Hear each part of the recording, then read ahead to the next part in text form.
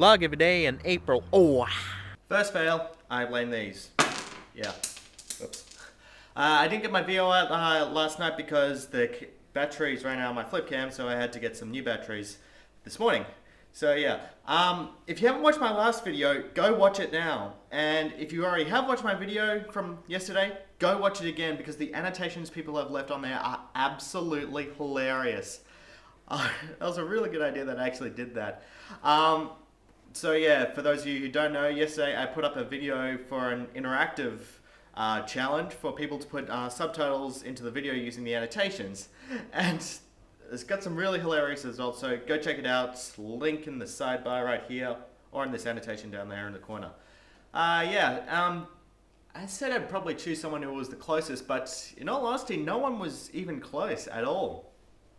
But I'm going to give an award out to someone who was pretty funny and made me laugh, and that one I've chosen to go to a Courage fan, or I don't know how you pronounce your name, but your name's down here. Sorry if I got your name wrong. But yeah. So without further ado, here's what the video actually was supposed to be saying. So nowhere near as classy as the last video, so go watch that after you've watched this. And enjoy!